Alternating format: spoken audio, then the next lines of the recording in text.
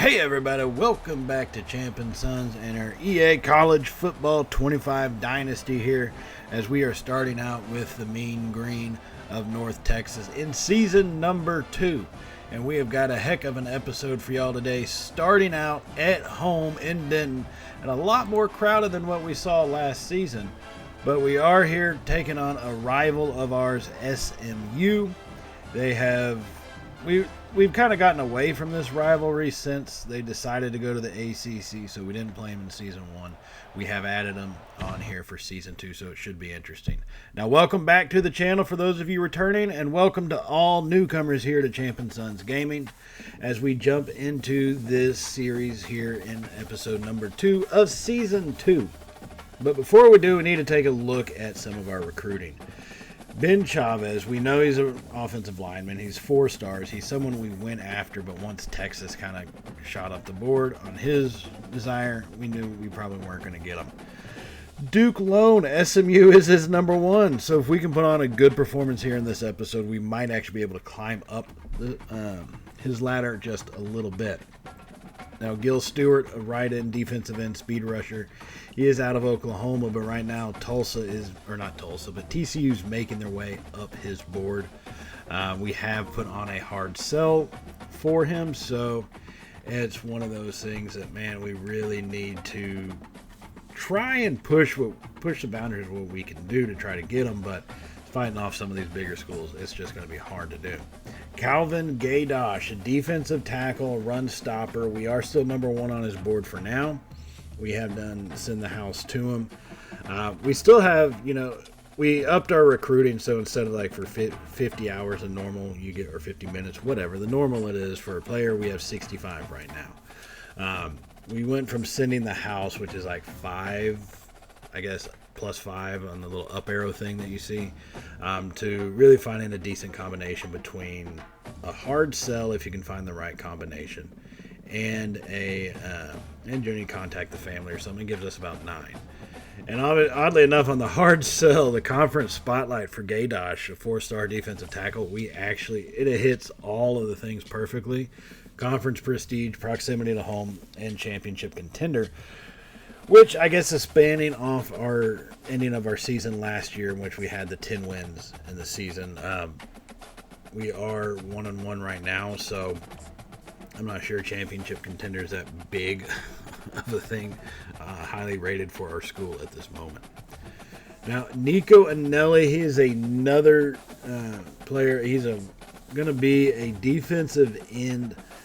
He's labeled as an athlete, but he is a run stopper. So looking at him as like defensive end or linebacker, depending on where he kind of fits better. We do go ahead and get him scheduled because we have enough points, or I guess hours in the day, in the recruiting week, to get him added on.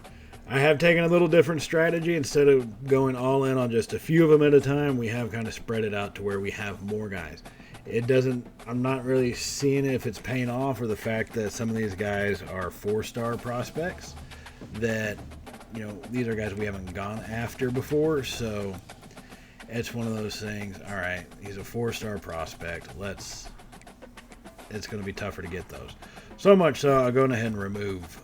You saw me just remove one of them. I needed his hours. Odds are he wasn't going to come to our school, right? So Dexter Farrell, he's a 4-star running back. He's someone that we can use in the future. He's got ability coming out of the backfield on the passing game, and also in pretty well within the run game. So we need those points to try and build up on some of these guys. Lamont Nene, another 4-star running back.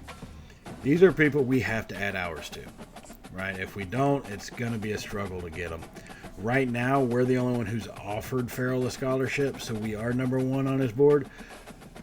But you got to assume as we go, other teams are going to. He is, like I said, 4-star. He's not a gym or anything, but he's 4-star, so eventually other teams are going to fall into line and start catching up to us. And I'd rather us be able to get everything set up for him, visit scheduled and all that, without kind of a disruption, without too many teams starting to move their way up, inching their way closer to us, right? So that's kind of what we're looking at. Right now we have 15 hours, if you see the total, 15 out of the 500 that we are allotted in a given week. So we have to be kind of careful about how we do them for us to even schedule visits with guys. You see me, I went Pat DeMarco, 3-star cornerback. We were sending the house at him. We had to remove that so we can then schedule the visit. And that leaves us with 25, I keep calling it hours. I'm just going to keep calling that 25 hours left. So we have offered him a scholarship. We got his visit scheduled. And then I haven't done the soft sale yet, but it's got to be pretty similar to it. So we're going to go the same way with the soft sell, at least looking at it. Now, the clutch factor actually matches all three of those, but I hate seeing pro potential at C-. However, proximity to home playing style, A, B, respectively, you kind of have to go with that just because it hits all those check marks. You know, it's one of those it is what it is situations. So now that we've gotten our recruiting done, let's jump into this game here against rival SMU. First time playing them in a couple years. They have dominated this rivalry. And I mean dominated. They had about 36 wins, I think, in total to our 6 wins. So played some 40-odd sometimes, and we have about 1 out of 6 winning percentage. So now here on a 2nd and 9, we drop that one off to sides. He's able to push forward, and he gets brought down at the 1. A good throw by our freshman Wilkes. I'm saying Wilkes. It could be Wilkie or something like that.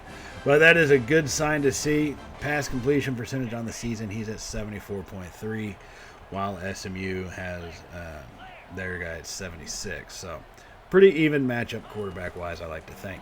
And that one off on to DT Sheffield. He comes across and is going to punch that one into the end zone to give us the early lead. Oh, my goodness. Oh, baby. Oh, baby. Touchdown, Mean Green. And that's going to start us off with an opening drive score, something that we have struggled with in this series. So it's good to see us getting a fast start here against a rival that right now is a top 15 team. So SMU, they do run the hurry-up offense, and they're going to spread it out 5 wide, which does become a problem for us a little bit just with some of the players we have and keeping up with the space as they get that one out to the left side there, and he's brought down relatively quickly. Ashton Cozart on the reception picked up 5 yards on that play. Now, our stadium's not sold out, but we are getting there. It's good to see the fans turning up here. And Denton has watched that hole open, wide open, and he jumps over our defender. But finally, Anderson brings him down. I do sometimes prefer to go for the legs on these guys, so it does require kind of a hit stick downwards versus making the tackle, especially if they are breaking them. But jumping over is a risk. Now on a 1st and 10, he bounced off one tackle, and there it is. We cut his legs out from under him. Bryce missed the initial tackle. A little too far off of him when it came to the to a little curl route. I don't know why our guys stick so far away from these receivers. So 2nd and 5, SMU sends their tight end in motion. It's going to be an option keeper. He's off to the right side. Hit and blasted to the turf before he could get to the line to gain. Preston Stone, the quarterback, on that one for the Mustangs. They're going to come out in a 4-wide set from the shotgun. 3 receivers to the left. Stone has the snap. Fires it over the middle and finds his wide open receiver. Walks it in. That was a little too easy for him coming back this way as they get this game knotted up here at 7 apiece in the first quarter. Both teams taking the opening drive down the field and putting a touchdown on. Jordan Hudson, the receiving receiver for the Mustangs, the receiving receiver for the Mustangs that scored that one. So here we come back at him later in the first quarter, about 2 minutes remaining. Wilkes in the shotgun has the snap. Drops that one off to Ragsdale coming out of the backfield on the right side. He picks up 5 yards as he's brought down surrounded by 3 Mustang defenders. So 2nd and 5 here, just under the 2-minute mark of the first quarter. As this clock is on the move, we are going on a pretty good steady drive. It is 2nd and 5 here. We are at the 27-yard line on the plus side of the field. We're going to have 3 receivers set. Wilkes has the snap. Quick throw over the middle. He hits sides coming across, but he's not able to get a whole lot of space. And he is brought down quickly just before the line to gain. We are 11 of 12 for 96 yards so far today. Trying to be smart with it. SMU is 5 for 5. So on 3rd and inches, hand that one off to Ragsdale, and we thought they were coming quicker. So we tried to lower our shoulder, but that, I think, actually delayed us some.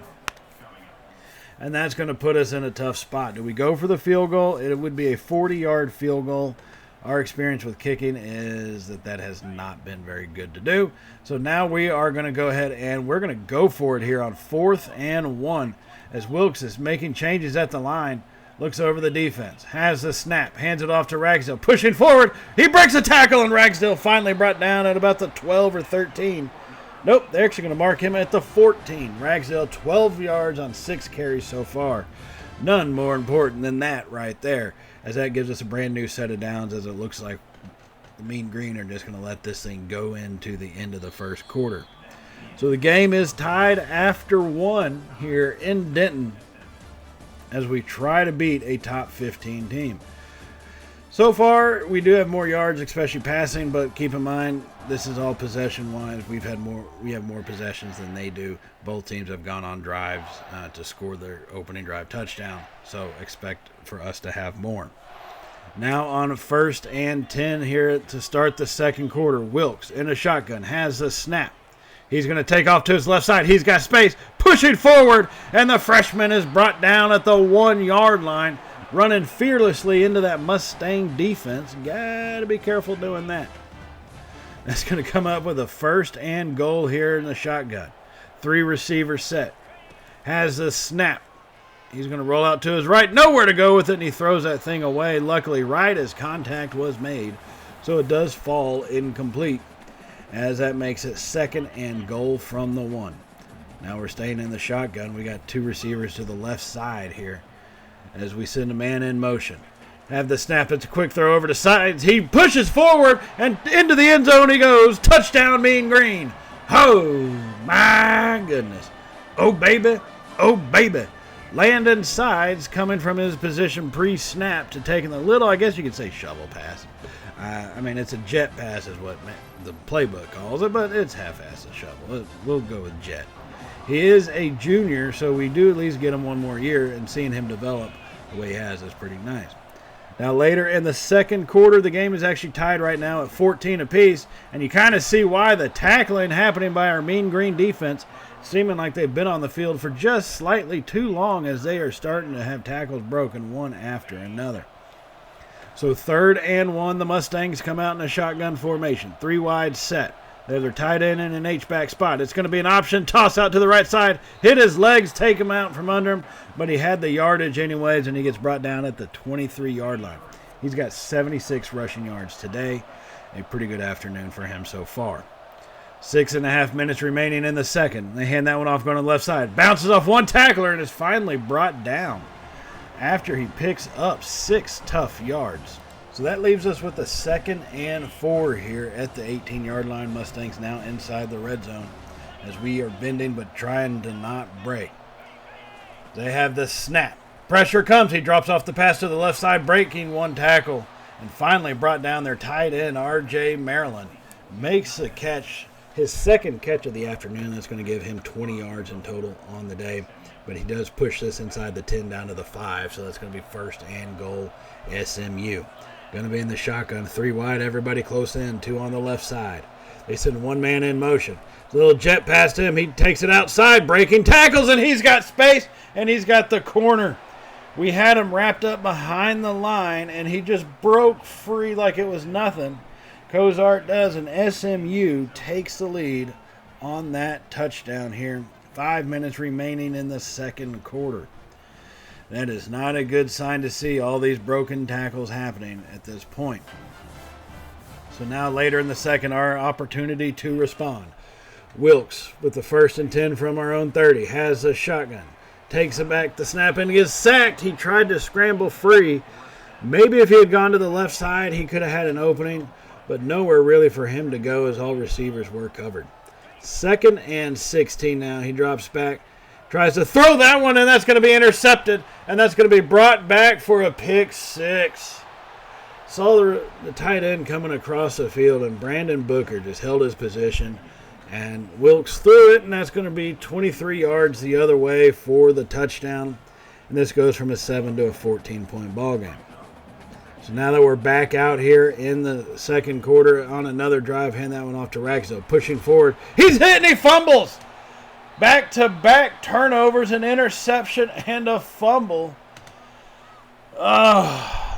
Here comes SMU now with under 2 minutes to go. We can't be putting our defense in this kind of position. They have the snap. Stone throws it, and that's going to be caught by the receiver in the end zone for a touchdown.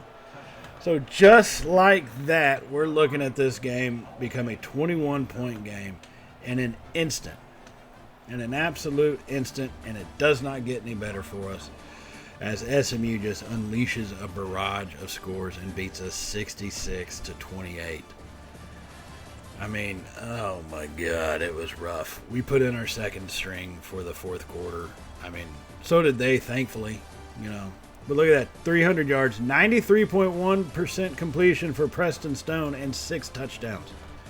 They didn't miss a pass. They didn't drop a pass. They didn't turn the ball over.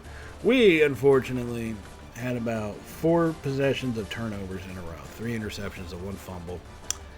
And that's going to lose you ball games, and it's going to lose you ball games by 38 points like it did us. So now that we got that atrocity out of the way, shockingly, 4-star Calvin Gadosh, our defensive tackle from out of El Paso, committed. Nico Anelli commits over to us to help shore up some of our linebacker depth.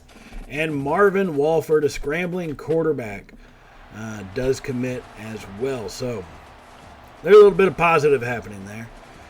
And what is that going to lead us to? The Horseshoe in Columbus, Ohio, here for the second game of the episode. If taking on number 11 SMU wasn't enough, we're going to go ahead and take on the Buckeyes of Ohio State on their territory, a top-ranked team. And at this stage, I don't know what team's going to show up. If we come out and play like we did against the Longhorns, or even, you know, in the second game of the season, we've got potential, right? And all you really got to do is keep it close. You keep it close, one play can be the difference. So that's all we're really going to try to do. I think we've got a team potentially capable of doing it. We just got to execute. And we're going to come out here with the Buckeyes having possession of the ball, throwing that one right over the middle of the field into a wide open zone. Air Holland, the quarterback for the Ohio State Buckeyes this season. Keep in mind it is season number 2, so Will Howard is not there. Air Holland makes that throw and hits his wide open target. So on 1st and 10, the Buckeyes on the move. Play action. Pressure comes, and he's going to fumble it, but the Buckeyes fall on it. Oh, who was that came through? Is that Keene? It looked like Tyler Keene. It was. Tyler Keene comes flying through and makes that stop. So now 2nd and 21. Buckeyes backed up, hand that one off. He's got a big hole open over the middle. And that one we finally hit and bring them down. He picks up a good amount of yard, about 9 yards, give or take, 7 yards on that one, making it 3rd and 9. Buckeyes still on the move here. So Holland has the snap. Clean pocket. Fires it over the middle and hits his receiver in the shin.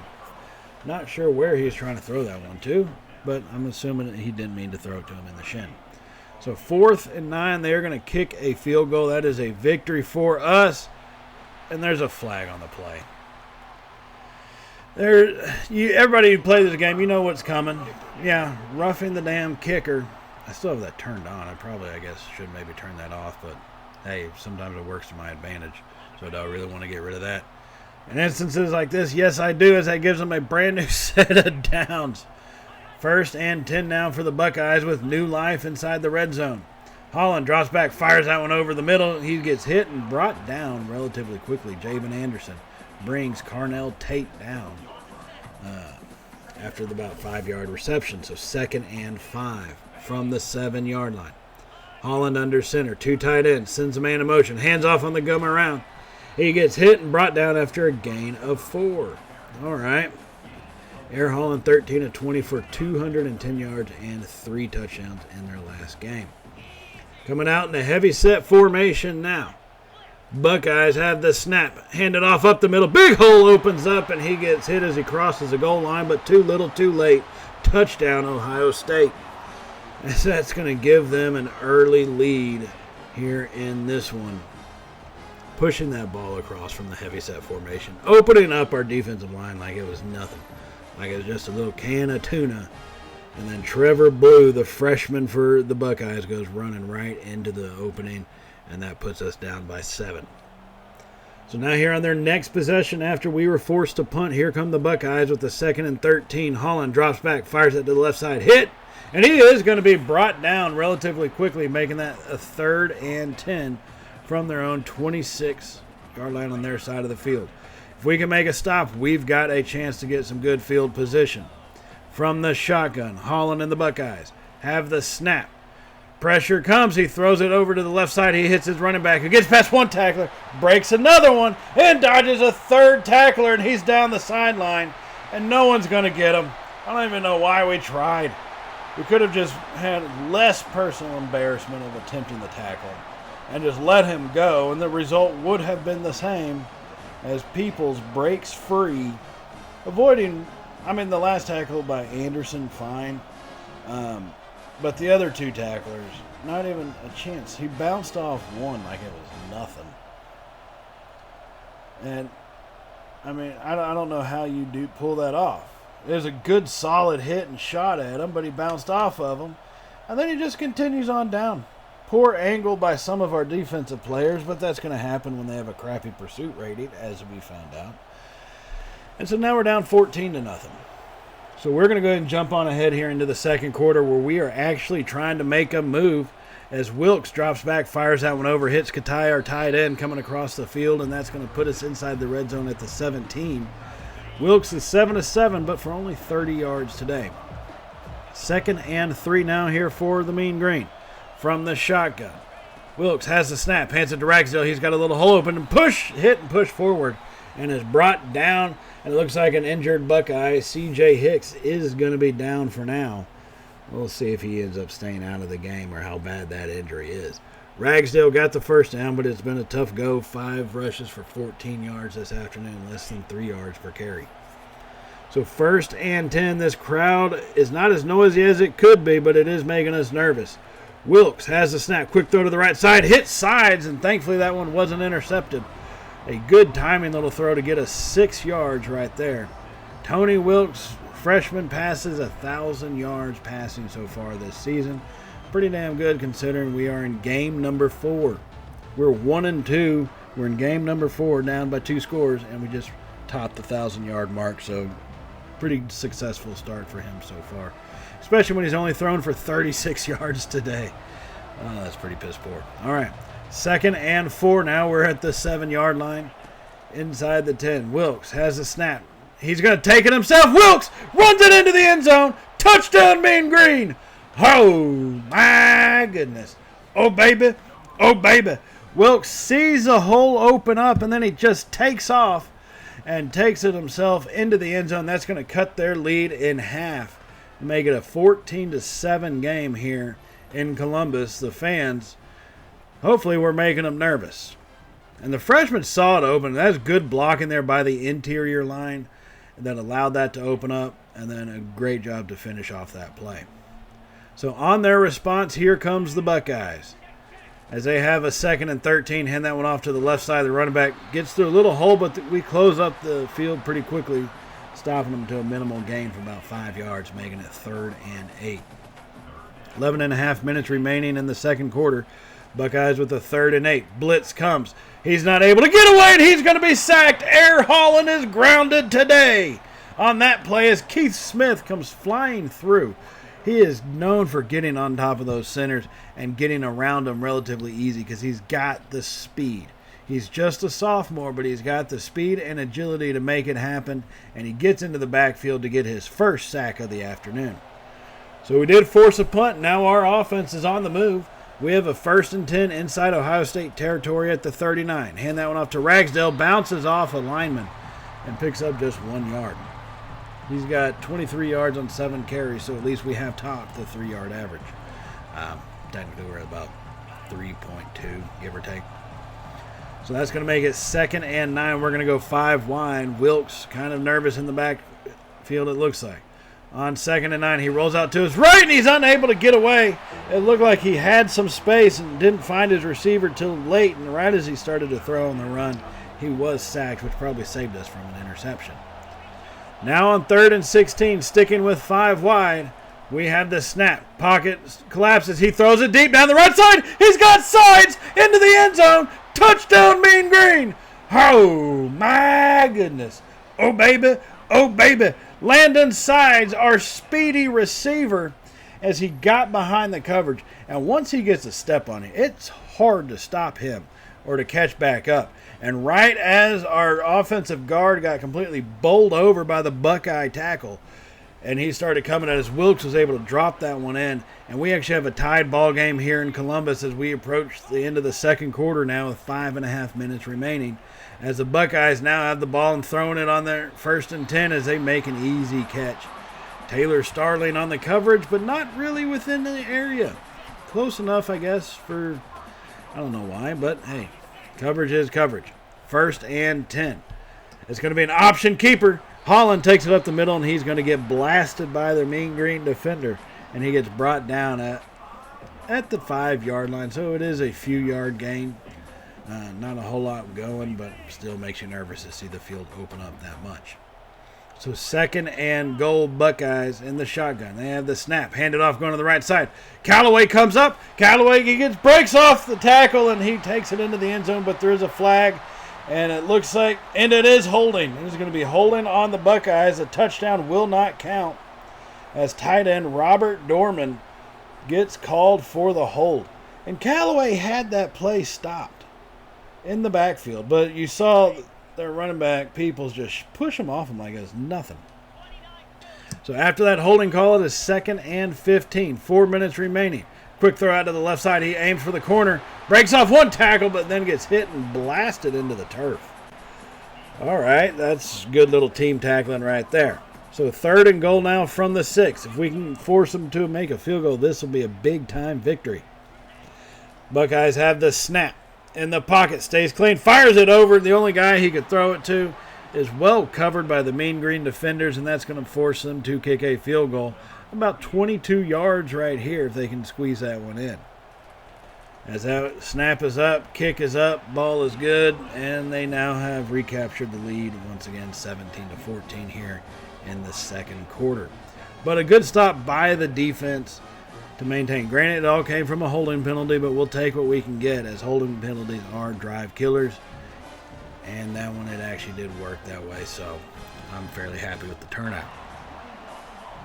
Now later here in the second, after we are forced to punt the ball, the Buckeyes are coming back once again with under 2 minutes remaining. Holland has the snap. Pressure comes. He's chased, and he's going to be brought down. And they're not going to – they do call that a sack. Okay. It looked like they weren't going to since it may have gone back to the line of scrimmage. We'll see how the final stats end up at the end. So now Holland on 2nd and 10 hits his receiver on the quick throw. The Mean Green, we did bring a blitz from – couple different areas, but the throw was so fast it didn't even matter. 3rd and 3 now, about minute 25 remaining. Holland has the snap. Blitz comes. Pressure gets there. Homewood sacks him. That's going to be another one for the Mean Green, and this time the freshman linebacker Homewood coming off the edge. He's got speed, and that one put him down to the turf and would force a field goal. Now later in the third quarter, after both teams have added an additional field goal, it is 1st and 10 Mean Green. The score 17, Ohio State 23. So we are down by 6 still. Okay, this has been kind of a slugfest here. A lot of body blows being landed, seeing who can get that one haymaker to land right now. On 2nd and 13, quick throw to the right side. That's caught by Sheffield, and he brings that one down. No gain, really, but it looks like there's a flag, and it's going to be for illegal man downfield. So they have accepted it. It becomes 2nd and 18 now. Thanks to our, who is that? It looks like our center may have been the one who got too far down the field. 2nd and 18 as the third quarter comes to a close. Wilkes has the snap, fires it over the middle quickly to the sides. Nowhere really to go with it, but he does still pick up 7 yards. Landon Sides on that reception. So it will be 3rd and 11, but we have ended the third quarter trailing only by 6. 223 passing yards for the Buckeyes to 191 for the Mean Green. We have outrushed them by about 25 yards, give or take, on the day. So 3rd and 11 to start this fourth quarter. Wilkes is going to stay in the shotgun. 3 wide set. Ragsdale offset to his right side. We have the snap. He drops back. Pressure comes. Fires it deep down the right. He's got sides once again. Breaking a tackle. And he's going to take it in. Mean Green have got the lead. Oh, my goodness. Oh, baby. Oh, baby. That touchdown right there is going to give us the lead in this one on the road in Columbus, as the fans have got to be shocked and ashamed of themselves for allowing my Mean Green to take the lead on their turf. And Landon sides, once again, speedster. Wilkes has got 92 throw power, so it's only going to get better from there. But with a speedster like sides, if you can just get it lofted up to where no one's going to be, and let them run up underneath it, that's all you got to do. Downside is Ohio State gets the ball back, and here they come at us once again from their 35. Hand that one off to Peoples. He's got space down the left side and finally brought down by Bryce. Thankfully, he was able to make that tackle, as Peoples has now got 112 rushing yards on just 12 carries. Not quite 10 yards per carry, but definitely better than 3. So now they're going to come out in a shotgun 5 wide. They have the snap, hit their tight end coming out of the backfield, makes a cut, and he's hit and finally brought down at about the 6-yard line. Oh, it should have been stopped way back, but no one was around him, and so he does get down to the 6. 9 minutes remaining in the fourth. Buckeyes under center, 2 tight ends to the right side. They send a receiver in motion. They have the snap, handed off up the gut, bounces off a blocker into an open lane and into the end zone. And the Buckeyes will claim the lead once again. Who's that, Blue? Yeah, you're my boy, Blue. I get it. That's probably what his teammates are saying to him. Used to be my favorite color, but now green is my favorite color because I hate blue. Trevor Blue, freshman running back here for the Buckeyes, punches in another one, bouncing right off his blocker. And once that lane that did open up where he went through, man, he just shot straight through that thing. And now they're going to go for 2-point conversion from the shotgun to try to make this a 7-point ball game. They send a receiver in motion. Handoff up the middle, and no Mean Green defender was around him. I mean, except for the guy that was on his back in the end zone. So now it's a 7-point ball game. After being forced to punt, the Buckeyes are coming right back at us. It looks like they're starting to take us seriously now. 1st and 10. Pocket holds, fires it over the middle, hits his receiver, gets past one tackler, and another one kind of falls out of the way as we were bringing him to the turf. Their quarterback is 25 of 28. Air Holland has not missed, really, in this game. 1st and 10 for the Buckeyes, as their near-perfect passing game is carrying them quite away. But this time he's sacked. 7th sack of the game, actually, by this Mean Green defense, as we have been tearing up this offensive line. In reality, we've been tearing up that center. Florence Phillips comes flying through, basically. He's a defensive tackle, not a nose guard, but he was in the nose position. So 2nd and 16. It's a play action. Pocket holds. Pressure got there late. Hits his tight end, who breaks one tackle and is finally brought down. Robert Dorman makes another catch, his 6th of the afternoon, for 64 yards. We're now under 5 minutes to go, trailing by 7, trying to keep him out of the end zone. But they have a 1st and goal. They take off on that one. We strip them, but they fall on it, avoiding a turnover. Oh, we had the opportunity. Tyler Keene stripped Holland once he got to him, but unable to fall on that ball. So it's 2nd and goal, Buckeyes. They have the snap. Quick throw to the right side. He's got space, and he's got the end zone. Taylor Starling completely manhandled by the receiver blocking him, and they walked that one in there nice and easy, and that's going to give them a 2-score lead here at home. And 4 minutes remaining, it's going to be damn near impossible to overcome that one. Elijah Surratt, senior receiver for the Buckeyes, made the catch. And look at the blocking being done in the end zone. I mean, Taylor Starling's got to get off the ball better than that.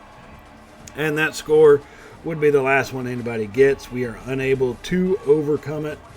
The score does end up being 38-24. James Peoples gets player of the game for 141 yards on 16 attempts with the 1 touchdown. A pretty well fought, though. I'm proud of the way they played. I mean, I get it. It ended up being a 14-point ball game, but keep in mind, not only did we tie it up once, we actually held the lead. We've got a solid football team. We just have to put together a complete game, and we haven't really done that outside of week number 2 this season. We've really got to kind of start getting our shit together. We are 1-3 on the year. Now, not all things are bad. Gabe Stroud does get American Defensive Player of the Week. He did have 6 tackles, a couple of them being tackles for a loss, and I think 1 sack. Now, would that really get him National Defensive Player of the Week? I don't think so, but it is what it is. Pat DeMarco, though, he does decide to sign with us, and same thing with our 4-star running back out of Arkansas, Dexter Farrell. So we're starting to get a lot of recruits. It should be interesting to see how our team shapes up in the future, especially after we leave eventually. Now that will set us up for the next episode. So for those of y'all interested in our conference play that we will begin as we travel to Army to take on the Black Knights, I will see y'all in that episode. Don't forget to hit the subscribe button and hit that little bell icon so you can be notified of all the uploads we have here at Champ & Sons. And I will see y'all as we take on the Army at West Point. So on that note, everybody, as always, stay safe. And, well, y'all know how it goes from here, right? Later, y'all.